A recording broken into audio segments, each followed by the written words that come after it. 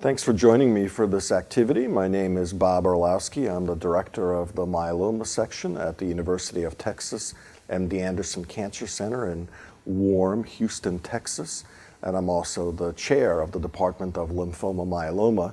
And I'm speaking to you today from the 2016 Great Debates in Hematologic Malignancies, where we just wrapped up the morning session on multiple myeloma, where there have been a lot of exciting new developments.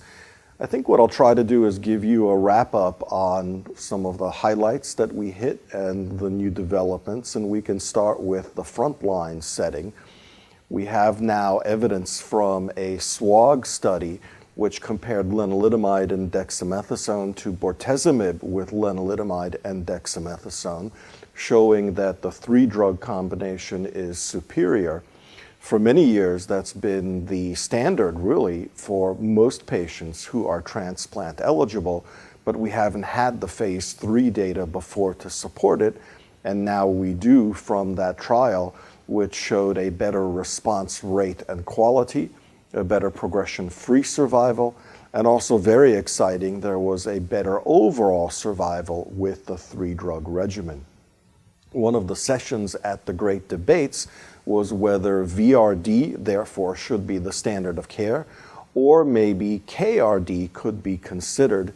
And the reason to think about that is because K, or carfilzomib, of course, with len and dex, is approved in the relapsed setting, and some studies have shown excellent outcomes for newly diagnosed patients.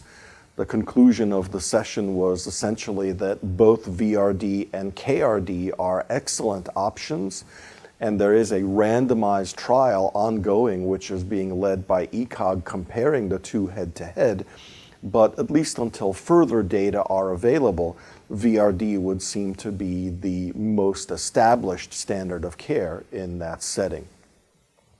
In terms of new drugs for myeloma, November of 2015 was a great month, and all of 2015 was a great year because there were 5 new drug approvals. 2 of them were monoclonal antibodies. One was daratumumab. This is an anti-CD38 antibody, which was initially approved as a single agent for patients with 3 or more prior therapies, and it showed about a 30% response rate. It has a good toxicity profile. The only issues to watch out for are with the first dose, patients can have infusion reactions, and that's pretty much true for all of the antibodies.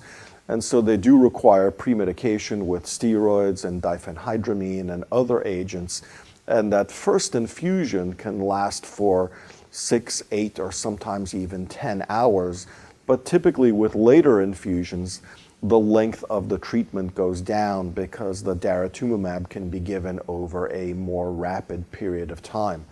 And we also mentioned at the meeting that the results of the daratumumab with len and dex versus len-dex in the relapsed or refractory setting phase 3 trial were just recently announced, saying that the trial was positive in favor of the dara combo, and of course we're all anxiously awaiting seeing the original data themselves.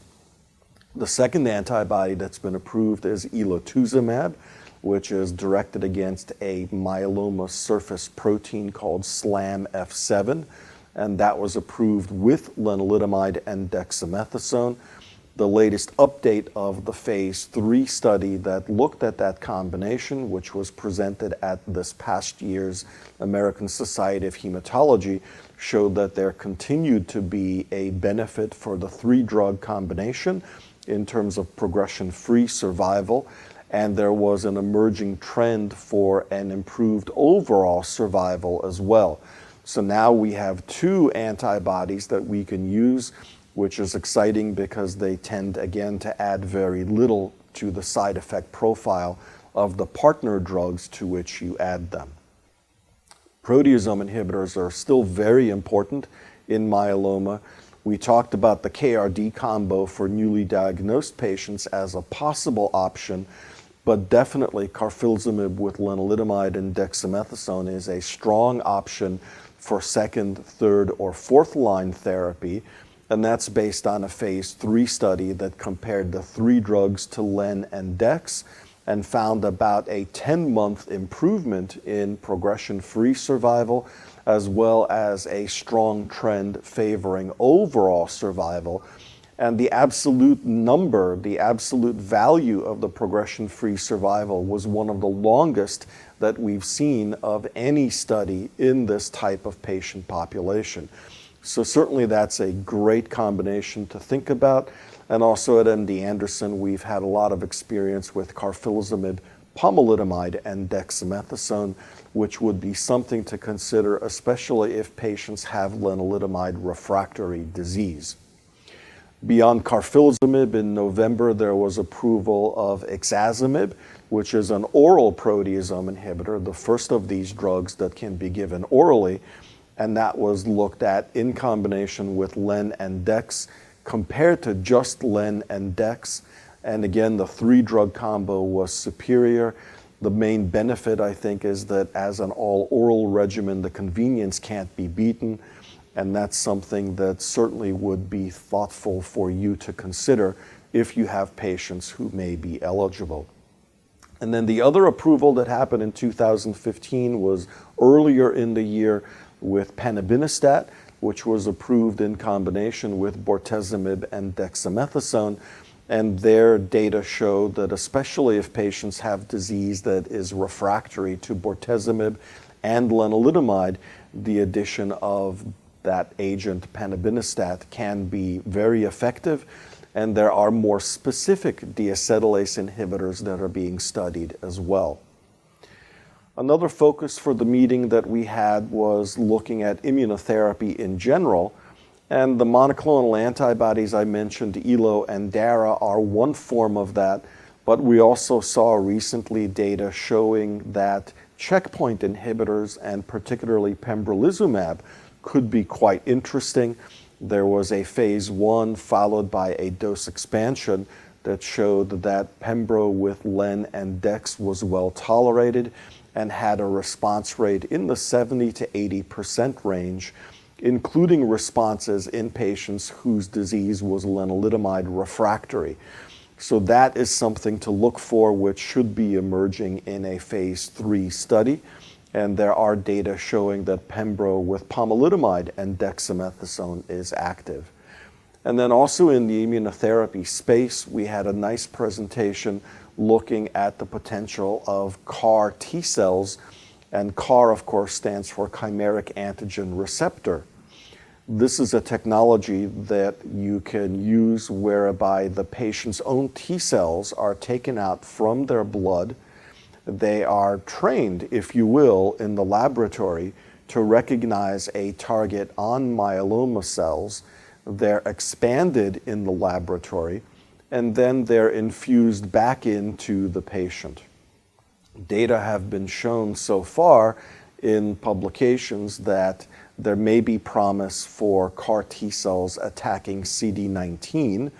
This is actually quite interesting because most of the committed plasma cells that make up the myeloma tumor burden are CD19 negative, so you would think that a CAR T cell against CD19 wouldn't work, but it may be that the myeloma stem cell is CD19 positive, and there were data shown that, in fact, there are good evidences of activity with this drug and really with this cellular therapy. And the second CAR T cell, which has shown some activity as well, is directed against something called BCMA, or B-cell maturation antigen, which is on not every patient's myeloma cells, but the majority of patients will probably have BCMA positive myeloma. And in a phase 1 study presented back in December at ASH, there was evidence of activity that was very encouraging. The main risks of these CAR T cells so far has been what's called cytokine release syndrome, which can be anything from fevers and chills up to more serious issues, including elevations in liver enzymes and changes in mental status. and the more severe cases can be treated with agents that target interleukin-6. And this is a technology which is only going to expand in the future, because we hope to have not just this first generation of CAR T cells available, but later generations where we can maybe tune the amount of action that the T cells are having against the myeloma, which would hopefully reduce some of these side effects. And as with chemotherapy, where we tend to use drugs in combination because we think 2 or 3 drugs together are going to be better than 1 or 2 drugs, it may be that we will have to combine CAR T cells against different targets in the future. That's based on some early studies showing that patients after CAR T cell therapy who relapse tend to be either those where the CAR T cells disappear, or in some cases, the myeloma, or also from the lymphoma data, seems to come back, but without the protein target against which the CAR T cells are directed. And that's certainly logical, because if the CAR T cells can't actually recognize the target, they're not going to be active against the myeloma. So if you mix 2 different CAR T cells against 2 different targets, it may be that the efficacy will be better. But for right now, that's still just a laboratory hypothesis, but hopefully we will be seeing that in the future. And then moving a little bit earlier in the disease spectrum, there was also discussion about what to do with smoldering myeloma. The good news there is that we have a lot of these immunotherapy options, which should be better tolerated and hopefully more active than some of the plain old chemotherapies that were used in the past. But the feeling was still that for even high risk as well as intermediate risk smoldering myeloma, the standard of care would still be a watch and wait approach and not initiate chemotherapy. And the preference would be that these patients could be referred for clinical trials of some of these novel therapies, which we do think will probably prolong progression-free survival and hopefully overall survival. Plus, because the myeloma is less resistant earlier in the disease process, there is even a possibility that some of these patients could be cured, but the only way we're going to know that is by putting the patients on these trials to find out. So as an overall summary, I think we've made huge advances in the myeloma field. We have new proteasome inhibitors. There are new immunomodulatory drugs that are coming. There are new drug classes, for example, the deacetylase inhibitors and the monoclonal antibodies. We have new immune therapies, including checkpoint inhibitors and CAR T cells. And there are many other small molecules as well as antibodies that are under development. And I think the future for patients with myeloma in terms of improving the success of therapy is very bright. And especially for the standard risk patients, we're all very confident that within the next 5 to 10 years, we could be curing a much larger proportion of those patients. There are still about 15 to 20% of patients with myeloma in the newly diagnosed setting who have high-risk disease. And sometimes in the relapsed setting, if a patient had standard risk disease, they can come back with high-risk disease. It's important to look for that by repeating testing like a bone marrow with FISH and gene expression profiling. And if patients have high-risk disease, the habit has been to be more aggressive in return, use combination therapies, think about these immunotherapies, and probably what will be needed to really cure the high-risk patients will be a multimodality approach where we give them the best chemotherapy combination.